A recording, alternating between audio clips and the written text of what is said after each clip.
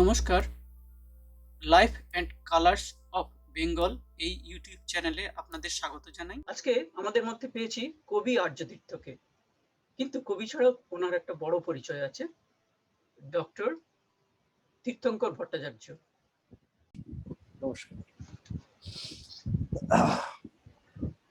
আহ, প্রথমেই বলি আমি ঠিক কবি নই, মানে কিছু শব্দকে ছন্দ দিয়ে বাঁধলেই ঠিক কবি হওয়া যায় না। কবিতার আরো অনেকগুলো বৈশিষ্ট্য আছে, তার মধ্যে একটা বৈশিষ্ট্য হচ্ছে মাল্টিলেয়ারিং, মানে অনেকগুলো স্তর থাকবে। যেমন আমার সব থেকে প্রিয় কবি যিনি, সবসময় মানে আমি বলি যে যদি কখনো বিগ্রহ করে কখনো পুজো করি তো তারই বিগ্রহ করব, শ্রী সুকুমার রায়।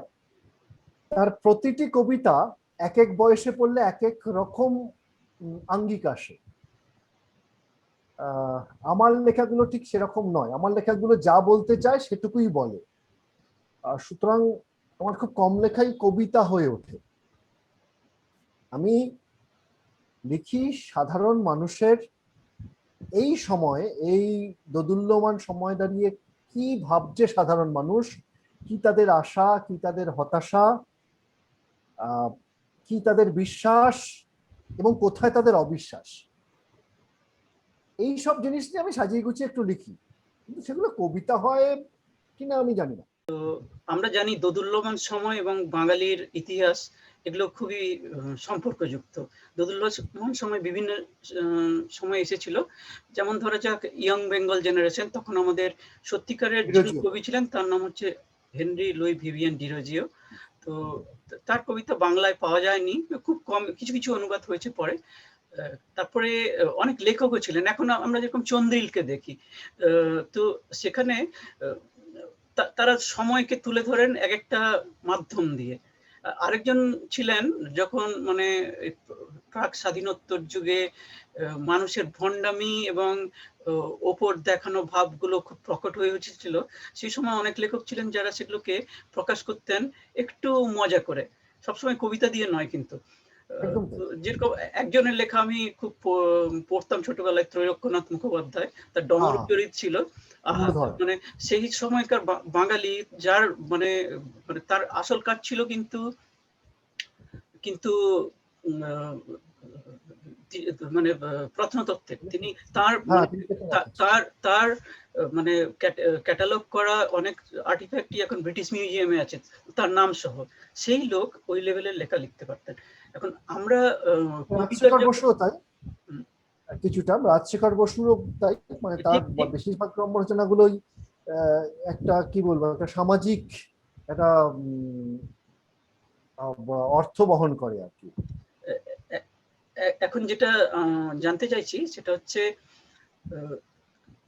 কবিতা কেন, এই কবিতা কেন লোকে নিচ্ছে? কারণ আমাদের প্রত্যেক দিনের যে কষ্টগুলো আছে, দৈনন্দিন স্ট্রাগল গুলো আছে, সেগুলোকে কেউ যদি দেখতে পায়, কেউ যদি আমার নিজের কথা বলে, তাকেই হয়তো সবসময় ভালো লাগে আমাদের। সেরকম অনেকেই মানে সেরকম একজনকে আমরা পেয়েছি, তিনি একজন কবি আর্যতীর্থ। সেই জন্যই সম্ভবত লোকে এত ভালোবাসে কবিতাগুলো। একদম তাই। আমার কবিতা মানে আমার যে লেখাগুলো সেগুলোর কোনো ছদ্মবেশ নেই, মানে সেগুলো ঠিক যা বলতে চায় সেটাই বলে, এবং সেটা বলে হচ্ছে মানে খুব সত্যি কথা বলতে কি, এই যে অনেকে ভাবেন যে আমার ডাক্তারি এবং কবিতা এই দুটোর মানে একটা একদমই রসকসীন, আর একটা সাহিত্যের একটা অন্যতম রসিক একটা অংশ, দুটোর মধ্যে একটা বিরোধ আছে। তো আসলে আমার ওই প্রত্যেকটা জিনিসের তো একটা মেটেরিয়াল সাপ্লাই লাগে, মানে চিন্তার যে মেটেরিয়াল সাপ্লাই, চিন্তার যে বিষয়গুলো আসবে কোথা থেকে, সেগুলো কিন্তু সব বেশিরভাগ সময় আমার রোগী এবং রোগীর বাড়ির লোকেরাই দেন। মানে আমার রোগীর মধ্যে উচ্চবিত্ত আছেন, মধ্যবিত্ত আছেন, নিম্ন মধ্যবিত্ত আছেন, এবং স্বভাবতই এটা সবাই জানে যে চিকিৎসা মানে কতগুলো লক্ষণ শুনে কতগুলো ওষুধ লিখে দেওয়া নয়। একদম একই লক্ষণে তার আর্থসামাজিক অবস্থানটা জানা জরুরি, তার মানসিক অবস্থা জানা জরুরি, তার সাংসারিক কিছু অভ্যাস জানা জরুরি। তো সেই সব জানতে জানতে জানতেই আমি দেখি জীবনের অনেক অংশ আমার কাছে উঠে আসে, যেটা হয়তো সেই ব্যক্তিটি কখনো বলে উঠতে পারেন না। আমি শুধু সেই কাজটুকু করি, আমি শুধু তার হয়ে সেই কথাটুকু বলে দিই। মানে এটার পুরোপুরি কৃতিত্ব কিন্তু সেই মানুষগুলোর যারা আমাকে এই গল্পগুলো বলেন। প্রত্যেক মানুষেরই তো গল্প আছে, কিন্তু ডাক্তারদের কাছে যেটা হয় সেটা হচ্ছে মানুষ তাদের কষ্টের গল্পগুলোই বলে। আচ্ছা, একদম সেই সব কষ্টের কি কোনো হিন্দু মুসলমান আছে? সেই সব কষ্টের কি কোনো রাজনৈতিক দল বিভাজন আছে? তা তো নেই। তাহলে আমরা কেন এত নিজেদের ছিঁড়ে ফেলছি? এটাই তো সব কবিতার প্রশ্ন। মানে যদি আর্যজিতের কবিতা শুনতে চাই। আমার মতে, যে আমার যদি ডাক্তারির থেকে শুরু থেকে, যে কোনো লোক যখন ডাক্তার হয় তার শুরুটা হয় হচ্ছে সব ব্যবচ্ছেদ দিয়ে, মানে আমাদের কোনো না কোনো লাশ কাটতে হয়, এবং সেই অভিজ্ঞতাটা সবারই প্রথম এবং সব থেকে আশ্চর্য অভিজ্ঞতা। তো সেইখানে সেই লাশটি কি হিন্দু ছিল না মুসলমান ছিল না মহিলা ছিল না পুরুষ ছিল, আম, তা সে কোন জাতের ছিল কোন দলের ছিল, সেটা আমরা কিছুই জানি না। সম্ভবত যেই কারণে ডাক্তারি শুরু থেকে আমরা বুঝতে পারি যে মানুষ, এই যে আমরা হোমো স্যাপিয়েন্স স্যাপিয়েন্স গোষ্ঠী, এর বাকি সমস্ত ভাগ হচ্ছে কিছুটা রাজনৈতিক এবং কিছুটা সামাজিক, কিছুটা ধর্মীয় কারণে করা, কিন্তু প্রকৃতিগতভাবে আমাদের কোনো ভাগ নেই। পরবর্তীকালে আমরা যখন প্যাথোলজিতে ঢুকি, ফার্মাকোলজিতে ঢুকি, যেমন আমাদের কখনো শেখানো হয়নি যে অমুক রোগের লক্ষণ মুসলমানের হলে তুমি এই ওষুধ দেবে এবং অমুক রোগের লক্ষণ হিন্দুর হলে তুমি এই ওষুধ দেবে। আমরা কখনো দেখিনি যে ম্যালেরিয়া বা যে কোনো একটা রোগের হিন্দু রোগীর স্লাইড একরকম হবে, মুসলমান রোগীর স্লাইড একরকম হবে। সুতরাং আমরা এই করতে করতে কোনো একটা সময় আমরা বুঝতে পারি, অন্তত ডাক্তারিতে বোঝা উচিত, ডাক্তারি করলে বিশেষভাবে বোঝা উচিত যে শেষ অবধি গিয়ে ধর্ম, বর্ণ, জাত, ভাষা এসবের কিচ্ছু মানে নেই। মূল জিনিস, তুমি একজন মানুষ, তার সাংসারিক কষ্টগুলো সমান, তার আবেগগুলো সমান, তার শারীরিক কষ্ট সমান, তার চাহিদা সমান, তার আকাঙ্ক্ষা সমান। আচ্ছা, এই যে আমরা দেখি এত অসহিষ্ণুতা, এত বিরোধ, প্রিয় বন্ধুদেরকেও ভাবা যে তুই তো মুসলমান, আমরা তোরা একটু আলাদা। অথচ একসময় আমরা একই সঙ্গে ক্যারাম খেলেছি কিংবা সিনেমা দেখতে গেছি। এই যে এই যে ভেতরে এই যে পারস্পর বিরোধী একটা যে সংঘাতমূলক চিন্তাভাবনা গড়ে উঠছে, কোনো মানুষ যে কাউকে সহ্য করতে পারছে না, নিজের বাড়িতে কিংবা কাজের জায়গায় যে এত গন্ডগোল হচ্ছে, এটা এটার থেকে তো কোনোভাবে এটা তো মেনে নেওয়া যায় না, এভাবে তো চলে না। তাহলে সেখান এবারে থেকে চলে আমরা না। বেরোবো কি করে? কিছু না কিছু একটা তো রাস্তা বার করতে হবে। তো কবিতা নিশ্চয়ই একটা রাস্তা, কিন্তু আম আ এর ভবিষ্যৎ কি? আমি মানে কবি হিসেবে কি দেখতে পাওয়া যায় সেখানে? না, কবি হিসেবে আহ, দেখ, আমি আমি প্রথম যে জিনিসটা বলতে চাই সে জিনিসটা হচ্ছে যে এর মধ্যে বেশ কিছু ধারণা আমাদের মধ্যে প্রথিত করা হয়েছে, আমাদের মধ্যে গজাল মেরে গুজে দেওয়া হয় যে অমুক লোকটা, এবং এই বিভাজনটার শুরু কিন্তু একদম একদম শুরুর থেকে, মানে আমরা যখনই জন্মাই তখনই আমরা একটা ধর্ম, একটা ভাষা, একটা লিঙ্গ, আর একটা একটা কোনো গোষ্ঠী, সেইটার হয়ে জন্মাই। মজার ব্যাপার হচ্ছে সেইটাতে আমাদের কোনো হাত নেই। সেইটাতে আমাদের কোনো হাত নেই এই কারণে যে আমরা জাইগোট হয়ে কার গর্ভে যাব সেইটা সত্যি কথাই আমরা আমরা আগে থেকে ঠিক করতে পারি না। কিন্তু জন্ম স্তক আমাদের উপর চাপিয়ে দেওয়া হলো যেগুলো, ধরা যাক এই আমি বাঙালি, আমি আম, হিন্দু পরিবারে জন্ম, আমার আম, আহ, পূর্বপুরুষরা সব পইতে পড়তেন, এবং আমার অমুক এইসব জিনিস এইগুলোকে আমাকে সারা জীবন এটা আশাই করা হয় যে আমি সারা জীবন এইটা বহন করে যাব এবং এর রক্ষার জন্য আমি সবকিছু করব। এইখান থেকেই যাবতীয় সমস্যার উৎপত্তি। মানে আমি সবসময় আমি চারিদিকে আমার পৃথিবীর চারিদিকে যেটা দেখছি আমি মনে করছি সেটাই আমার পৃথিবী। সুকুমার রায়ের একটা কবিতা আছে, সেই একটা ইঁদুর ছানা প্রথমবার গর্ত থেকে বেরিয়ে তার ঘর দেখছে, একটা জাস্ট একটা ঘরে পৌঁছেছে, গর্ত থেকে বেরিয়ে সে একটা ঘরে পৌঁছেছে। তারপর সে বলছে, ওরে বাবা পৃথিবীটা এত বড় নাকি। আমরা কোথাও না কোথাও একটা ঘরে বসে আছি, সেই ঘরের একটা দেওয়াল ধর্ম, একটা দেওয়াল ভাষা, একটা দেওয়াল আমাদের সামাজিক অবস্থান, একটা দেওয়াল আমাদের অর্থনৈতিক অবস্থান, এবং সেই জায়গায় বসে আমরা ওই ঘরটাকেই পৃথিবী ভাবছি।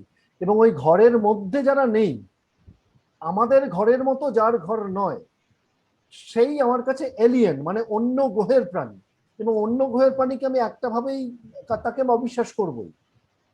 সেই জন্যই এই জিনিসের উৎপত্তি, এবং এইটার পুরোপুরি ফায়দা নেয় হচ্ছে রাজনৈতিক দলগুলো, কিছু ধর্মীয় সংগঠন।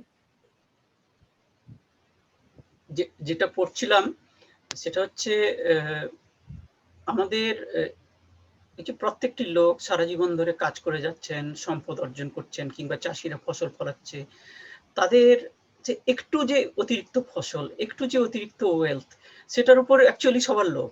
রাজনৈতিক পান্ডাদের লোভ, আমাদের দেশের মহাজনদের লোভ, সবার লোভ।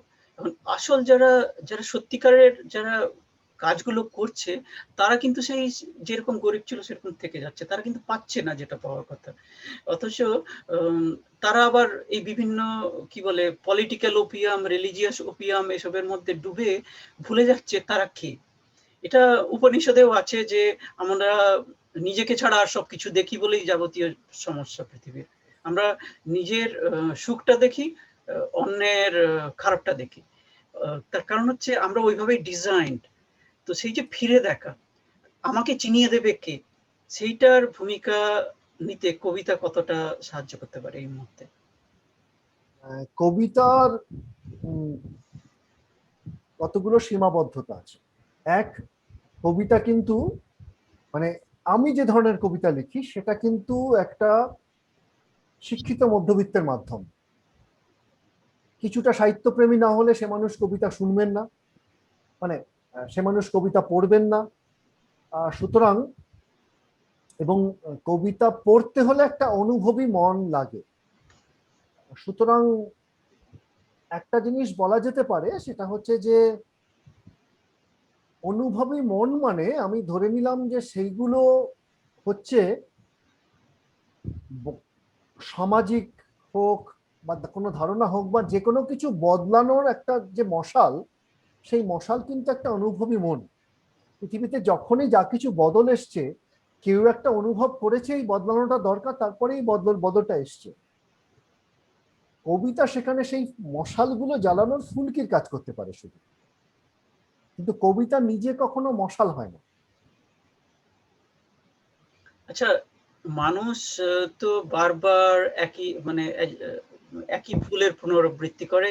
একজন একজন মানুষ হিসেবে কিংবা একটি জাতি হিসেবে বা দেশ হিসেবে যেটা দেখা যায় সেটা হচ্ছে কাউকে না কাউকে সেগুলো মনে করিয়ে দিতে হয়। যেমন আমরা আমরা একসময় এই দেশে বৈদেশিক শত্রুদের, বৈদেশিক আক্রমণকারীদের ঢুকতে দিয়েছিলাম নিজেরা। তারপরে ইংরেজদেরও আসতে সাহায্য করেছিল, আমাদেরই একটা অংশ সাহায্য করেছিল, আবার যুদ্ধও করেছিল তার এগেনস্টে। তো সেই যে ভুলে যাই আমরা এবং সেই রিপিট করি, এটা তো মানে ওভারঅল একটা জাতির অগ্রগতির জন্য একটা প্রচন্ড বাধা। সেই যে ভুলে সেই যে জিনিসগুলো মনে করিয়ে দেওয়ার দায় কবিদের অবশ্যই আছে, সবারই আছে, এবং বুদ্ধিজীবীদের আছে।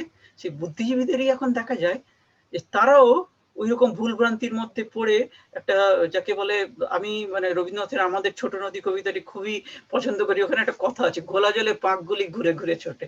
তো সেই ঘোলা জলে পাকগুলি ঘুরে ঘুরে ছুটছে, সবাই ঘুরছে তার মধ্যে।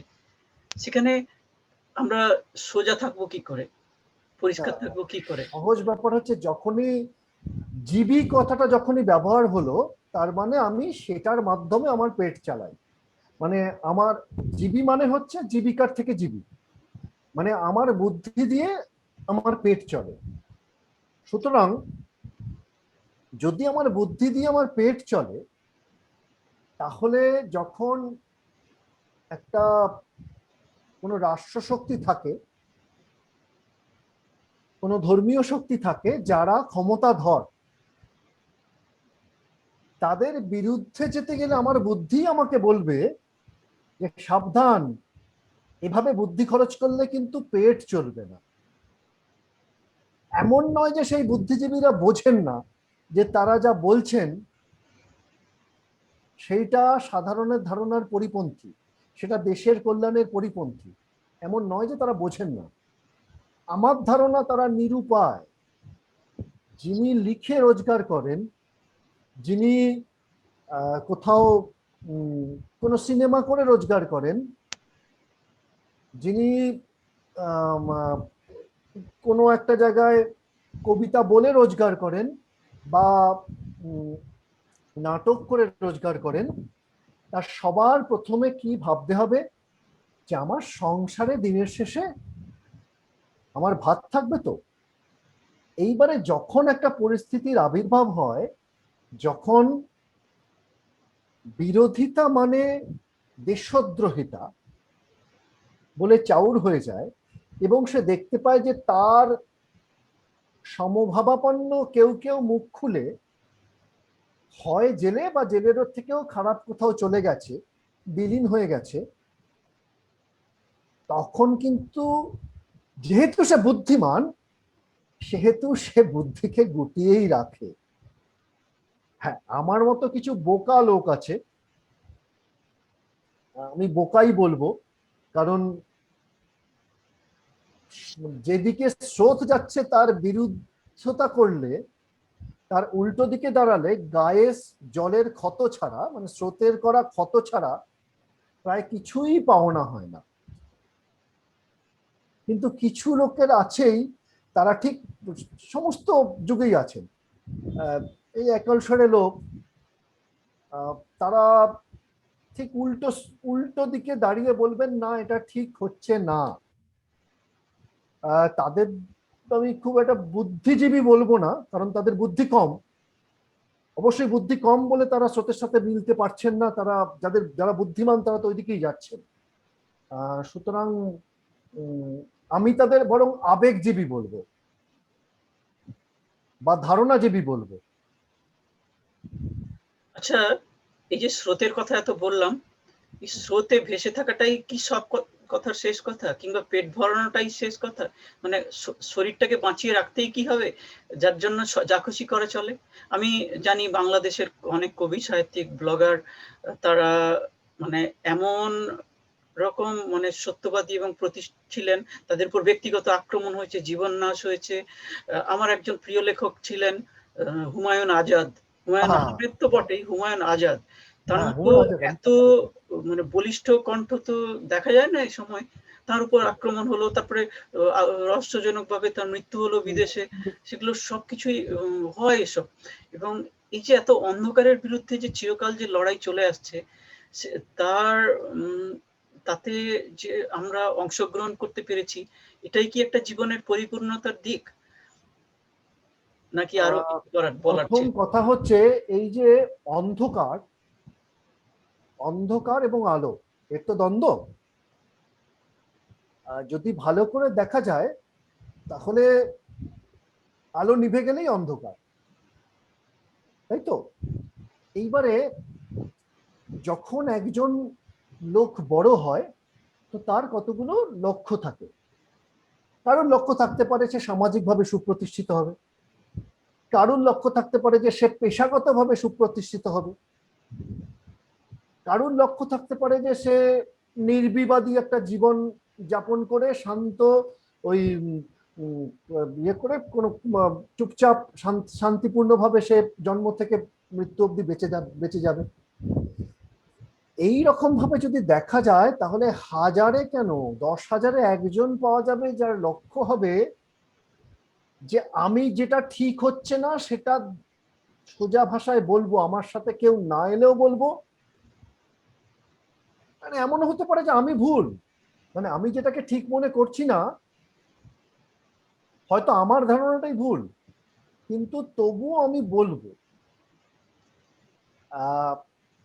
সেরকম লোক, মানুষ তো সত্যি কথা বলতে কি একটু একটা বাকি প্রাণীর থেকে একটা গোষ্ঠীবদ্ধ জীব, যাদের একটু চিন্তা করতে পারে এবং যাদের যাদের একটা কিছু ভাষা আছে, মানে যাদের ভাব প্রকাশ করার ক্ষমতা আছে, এবং যেহেতু চিন্তা করতে পারে এবং ভাব প্রকাশ করার ক্ষমতা আছে, সুতরাং যেমন সাহিত্যের জন্ম হয়েছে তেমনি সে সত্যি এবং মিথ্যা দুটোই নির্বিকার চিত্তে বলতে পারে। তো আমি যেটাকে সত্যি মনে করি সেইটা বললে আমার ক্ষতি হবে জেনেও আমি বলবো, এরকম লোক ওই 10,000 1,00,000-এ একজনই থাকবে। সুতরাং হিসেব মতো যদি আমরা 1,00,000-এ একজন ধরি তাহলে 1 কোটিতে হয় হচ্ছে 100 জন। তাহলে 700 কোটি পৃথিবীর মানুষ যদি হয় তাহলে এরকম আমরা পাবো কতজন? 700 ইন্টু 100। তার মানে মানে দাঁড়াচ্ছে হচ্ছে যে আমরা মাত্র 70,000 লোক এরকম পৃথিবীতে আছে 700 কোটির মধ্যে যারা এই বোকামোটা করতে রাজি হবে। তো সেটাকে উপমা দিয়ে বললে দেখা যায় অন্ধকার একটা কালো আকাশে কতগুলো তারা কিংবা কতগুলো তারার ঝলকি জ্বলছে, কিংবা অমাবস্যার রাতের জোনাকিরা। তো হ্যাঁ, আমি তারা বলবো এই কারণে এদের, কারণ এরা কিন্তু দিক নির্দেশ করেন। মানে পরবর্তী প্রজন্মে কোথায় ধ্রুবতারা, কোনটা কালপুরুষ, মানে কোনটা সপ্তর্ষি, সেই দেখে মানুষ কোন দিকে এগোবে সেইটা কিন্তু তারা দিক নির্দেশ করে রাখেন এবং প্রতিনিয়ত তারা দিক নির্দেশ করে যান। মানে প্রত্যেকটা যুগেই কেউ না কেউ আছেন, কেউ না কেউ আসেন যারা বলেন যে এই যে তোমরা খুন খারাপি করছো, এই যে বিভাজন করছো, এই যে মানুষের সাথে মানুষের দ্বন্দ্ব, এসবে কিচ্ছু পাওনা নেই। কোনো না কোনো কখনো তারা ধর্মীয় বেশে এসে বলেছেন, লোকে কি করেছে, লোকে সেই মানুষটিকে অনুসরণ করে আরেকটা ধর্মের জন্ম দিয়েছে। তিনি কিন্তু চাননি একটা ধর্মের জন্ম দিতে, তিনি কিছু কথা বলতে চেয়েছিলেন। কিন্তু আমরা কি করেছি, সেই মানুষটির কথা যারা শুনেছে তাদের একটা নাম দিয়ে দিয়েছি যে এরা হচ্ছে এই ধর্ম, সুতরাং ওই ধর্মের সমর্থক এবং বিরোধী তারা মারামারি করেছেন। এবং সেই মারামারিতে কারা এসছেন, তখন কিন্তু তারারা আসেননি, তখন কিন্তু অন্ধকারেরা এসে যোগ দিয়ে সেই মানুষটিকে কেড়ে নিয়ে চলে গেছে। কেউ এসছেন সামাজিকভাবে, যে একটা সমাজ সংস্কার করতে এসছেন, আমাদের দিকেও যেমন বিদ্যাসাগর, রামমোহন। আমরা প্রাথমিকভাবে তাদের বিরোধিতা করেছি, তারপর তারা সেই বিরোধিতা উপেক্ষা করে যখন যেই সমাজ সংস্কারটা করেছেন আমরা তার ফলটা প্রথমে গ্রহণ করেছি, সেই ফলটা উপভোগ করেছি, তারপর সেই লোকটাকে একটা স্ট্যাচু বা বিগ্রহ করে একটা উঁচু আসনে সাজিয়ে তার জন্মদিন পালন করেছি, তার বড় বড় করে তার জন্ম শতবর্ষ, অর্ধশতবর্ষ এসব পালন করে গেছি, কিন্তু কখনো তার শিক্ষাকে গ্রহণ করিনি। কারণ সেই শিক্ষাকে গ্রহণ করা মানে আমাদের রাজনৈতিক গোষ্ঠীবদ্ধতা, আমাদের ধর্মীয় গোষ্ঠীবদ্ধতা, আমাদের ভাষাগত বিভাজন সব নষ্ট হয়ে যাবে। ঠিক। আবার শুধু তাই নয়, আবার প্রয়োজন মতো তাদের মুন্ডুও কেটে নিয়েছি ওই মূর্তি থেকে। একদম একদম। সেখানে আমার যেটা ব্যাপার, এই সব যে মহামনীষীরা তারা কিন্তু ব্যক্তিগত জীবনে প্রচন্ড ঘাত প্রতিঘাতের মধ্যে দিয়ে গেছেন। সে ডিরোজিওই হন বা বিদ্যাসাগরের শেষ জীবন, রামমোহনের শেষ জীবন একদম কষ্টকর ছিল। যেটা মানে যেটা একটু ভয় পেতে হয় এবং সেইটার ভয়েই হয়তো অনেকে স্রোতে গা মেলান। হ্যাঁ, একসঙ্গে যখন একসময় বামপন্থী, আজকে ডানপন্থী, আজকের ডানপন্থী, কালকের বামপন্থী করে যেভাবে করলে গায়ে আগুনের আঁচ না লাগিয়ে দিব্যি বেঁচে থাকা যায় সেভাবে করেন। তো এই যে ভণ্ডামির যে নতুন সংস্করণ আমরা দেখি, তার মাঝখানে যে মানে সেটাও তো একটা অন্ধকার, সেটাও একটা অন্ধকার। যাদের আলো জ্বালানোর কথা ছিল তারা অন্ধকারে মুড়ে রেখেছে নিজেকে। সেখানে এই যে ছোট, ছোট আলো হয়ে থাকার মতো যে কবিতা, সেরকম কি ২-১ টা লাইন আমরা শুনতে পারি এখন? বেশ দেখি। কবিতা মানেই তো আলো। ঠিক।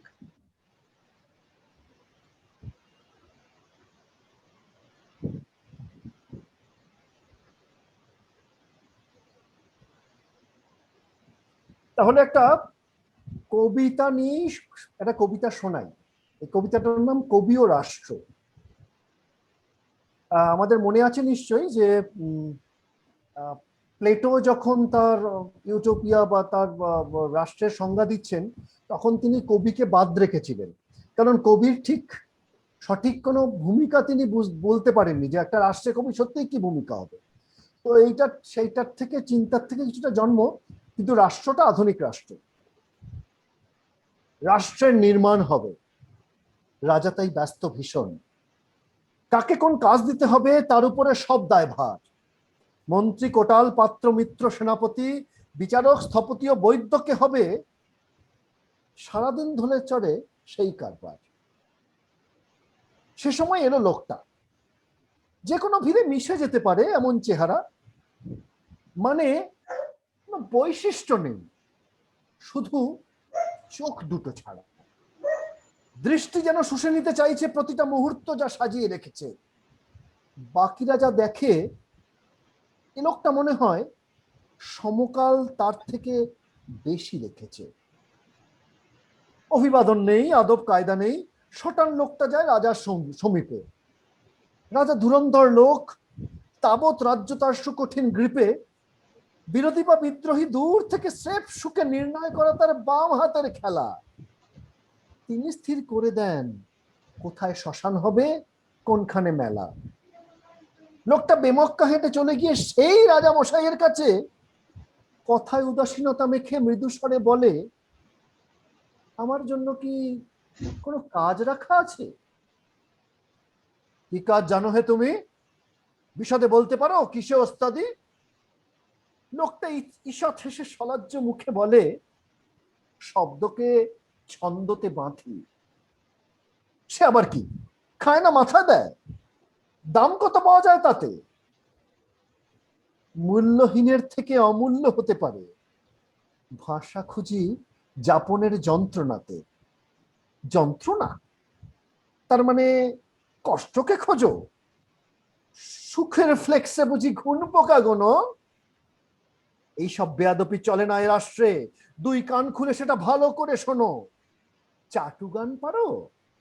চারদিকে সব ভালো, সকলই কুশল, সে মর্মে আছে কিছু লেখা? পাওয়া না পাওয়ার কথা লিখি বটে, তবে মন গড়া নয়, সত্যের কাছে দেওয়া আছে মুচলেকা। সত্যটা কি শুনি? আমার রাষ্ট্র এটা, সব দিকে আমারই কানুন। বিজ্ঞপ্তি দেখো নাকি? সবকিছু ভুলে শুধু রাজাকে জানুন। আমি যেটা বলে দেব জেনে রাখো সেই কথা সত্য ও সার।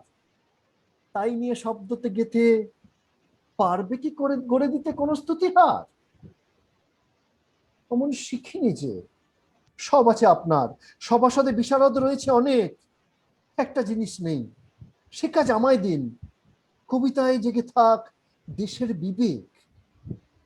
ধুত্তেরি, রাষ্ট্রের বিবেক লাগে না, বস্তুত ওটা এক আপদ বিশেষ। তুমি থাকলেই যত গোলমাল হবে। আদেশ দিচ্ছি, আজই ছেড়ে দাও দেশ। কে আছিস? শব্দ চাকর এই উদ্ভট লোকটাকে সীমান্ত পার কর খুব তাড়াতাড়ি। সেই থেকে, হ্যাঁ সেই থেকে কবি আর রাষ্ট্রের আড়ি। এটাই হচ্ছে কবি আর রাষ্ট্রের অসাধারণ, অসাধারণ সংক্ষিপ্তসার। অনেক বড় বড় বই লেখা হয়েছে যেটাকে কবিতা দিয়ে এত ছোট করে এত গভীর করে বুঝিয়ে দেওয়া যায়। আচ্ছা, আমাদের সময় প্রায় শেষ হয়ে এলো। তো আমরা অনেক আলোর কথা শুনলাম, আলোর দিকে তাকিয়ে আমরা বেঁচে থাকবো, সেভাবেই চেষ্টা করে যাব। কবি আর্যতীর্থকে আরেকবার সবার পক্ষ থেকে ধন্যবাদ জানাই। নমস্কার। নমস্কার।